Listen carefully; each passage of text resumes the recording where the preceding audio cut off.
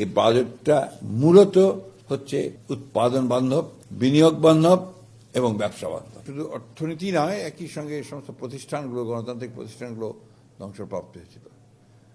মাঝখানে interim government তারাও ঠিক সেইভাবে দেশকে, যেটাকে আমরা বলি যে একটা ট্র্যাকের মধ্যে ফিরিয়ে নিয়ে আসা, সেটাতে তারা ব্যর্থ হয়েছে, যার ফলে সমস্ত একটা ভঙ্গুর অর্থনীতি, একটা অলমোস্ট একটা অগোছালো অ্যাডমিনিস্ট্রেশন, প্রশাসন এবং অর্থনীতির চরম দুরবস্থার মধ্যে দিয়ে কিন্তু বিএনপি সরকার গঠন করেছে এবং দায়িত্ব এসে পড়েছে বিএনপি সরকার উপরে।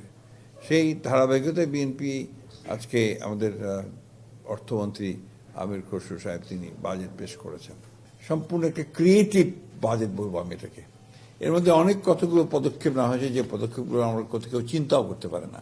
সবচেয়ে বড় আমার কাছে যে জিনিসটা ভালো লেগেছে যে একটা দেশীয় উৎপাদনের ক্ষেত্রে যারা বিভিন্ন খাতে উৎপাদন করতে যাবেন, বিনিয়োগ করতে যাবেন, তাদেরকে যে প্রণোদনা দেওয়া হয়েছে এটা আগে কখনো দেওয়া হয়নি। এবং আমাদের যেটা যে ক্রিয়েটিভ যে ইকোনমি যেটাকে বলছে তারা, এটা অত্যন্ত নতুন ধরনের একটা চিন্তা ভাবনা।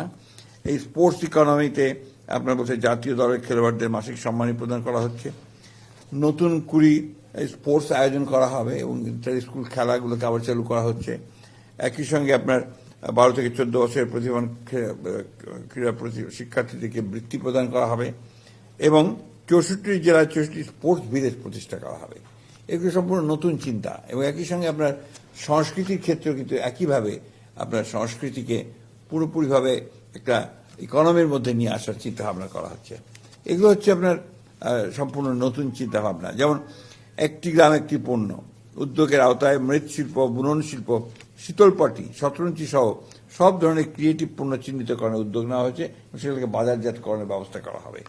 লোক সংস্কৃতি, হস্তশিল্পের আন্তর্জাতিক বাজার প্রসার করার চেষ্টা করা হবে।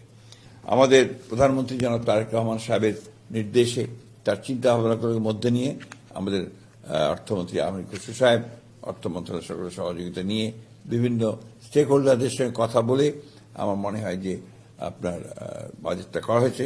এই বাজেটটা মূলত হচ্ছে আপনার উৎপাদন বান্ধব, বিনিয়োগ বান্ধব এবং ব্যবসা বান্ধব। এটা আমার কাছে সবচেয়ে বড় করে মনে হয়েছে। এবং এই ধরনের বাজেট আমরা আগে কখনো দেখিনি। যে ছাড়গুলো দেওয়া হয়েছে, রেয়াত দিয়ে দেওয়া হয়েছে, আপনার এটা আমরা আগে কখনো এত ছাড় ট্যাক্সের মধ্যে আমরা দেখতে পাইনি, যেটা এবার আমরা দেখতে পাচ্ছি। অর্থাৎ দেশীয় আপনার শিল্পগুলোর কে প্রসারের জন্য এই সমস্ত ব্যবস্থা করা হয়েছে।